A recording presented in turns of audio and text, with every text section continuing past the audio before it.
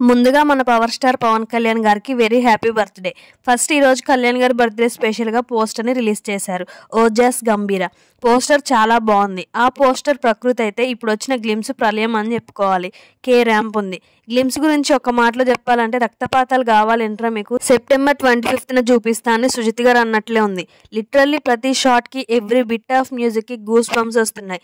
ఆ రేంజ్ లో ఉంది మరి గ్లిమ్స్. 2 years బ్యాక్ వచ్చిన గ్లిమ్స్ లో ఓజీని చూసాం. ఆ తర్వాత తను చేసిన విధ్వంసపు చరిత్రని బ్రీఫ్ గా అర్జున్ దాస్ గారి మాటల్లో విన్నాం. కానీ ఇప్పుడు వచ్చిన గ్లిమ్స్ లో విలన్ యొక్క మైండ్ సెట్ గురించి చెప్తూ ఓజీని ఎలివేట్ చేశారు. సినిమాలో ఇమ్రాన్ హష్మి గారు పేరు ఓమి.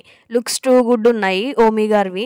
ఓమి విలనిజం క్రూయల్ గా ఉండబోతుందని గ్లిమ్స్ చూస్తేనే అర్థమైపోతుంది. ఇంకా OG versus Omi face off scenes కి థియేటర్ షేక్ అవ్వాల్సిందే. And now coming to Ojas Gambhira. Kalyan గారు జస్ట్ అలా కటానా లేపి తన భుజం మీద పెట్టుకునే సీన్ కి గూస్ బంప్స్ వచ్చేసాయి. లిటరల్లీ ఆ సీన్ చూసినప్పుడు నా మైండ్ లోకి వచ్చిన డైలాగ్ ఇదే, ఎవడొస్తాడురా రండి ఉరికిచ్చి నరుకుతా. ఆ డైలాగ్ అయితే నా మైండ్ లోకి వచ్చింది. ఎందుకంటే ఆ విజువల్స్ చూస్తుంటే అర్థమైపోతుంది మొత్తం రక్తపాతమే ఉంది. ఇంకా ఆయన లుక్స్ అంటారా అరాచకం అంతే. నెక్స్ట్ మన తమన్ గారు. తమన్ గారికి దండేసి దండం పెట్టాలి. అసలు తమన్ గారిని ఎంత పొగిడినా తక్కువే అనిపించింది. ఆ బీజియం విన్నాక కుమ్మేశాడు.